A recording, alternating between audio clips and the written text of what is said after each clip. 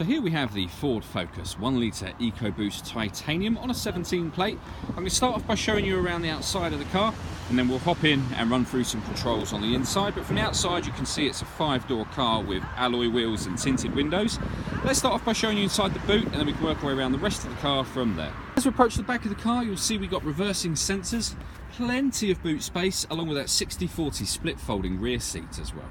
So we're just going to work our way back round to the front of the car now, and then I'll hop in and run through some controls on the inside. But now that we've done a full circle of the car, you can see that it's in lovely condition the whole way around. Looks really good in red as well.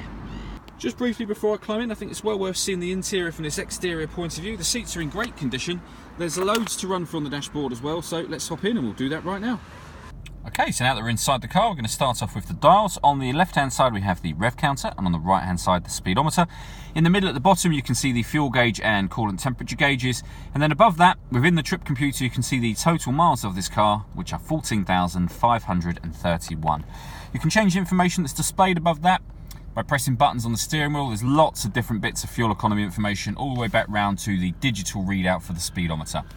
Those buttons I was using are these ones on the left-hand side here, beneath which are cruise control and speed limiter. Over on the right-hand side, we've got stereo controls as well as voice activation for the phone. So hit that button, ask it to dial anyone in your contacts list, and it'll do that for you without you taking your phone from your bag or pocket. That is, of course, once you've paired up the phone, which is done over in the center here. If we just go back to the home screen, you just hit add device. Search for your vehicle on your device and select it once it is found. And follow those instructions. It's very easy to do.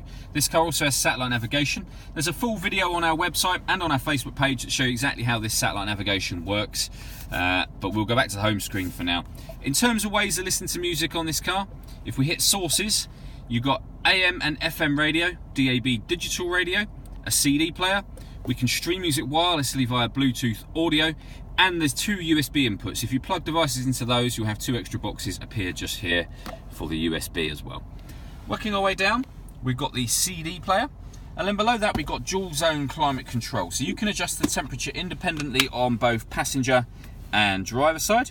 You can increase or decrease the fan speed from here.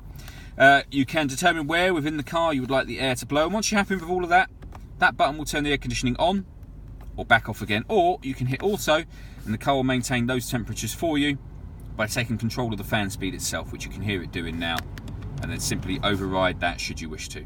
We've also got a heated front screen as well as the heated rear screen just there.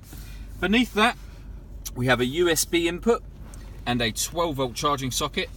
We then have this button here. So this is for the stop and start. This car is designed to cut out in traffic to save you fuel. It's always on. When you get in the car, pressing the button turns that system off. We then have a 6-speed manual gearbox, and finally a second 12-volt charging socket and a second USB input. All that leaves me to say is thank you for taking the time to watch this video. If you'd like to come and see the car in person and have a test drive, please feel free to call any of our MJA sites. We'd love to hear from you soon.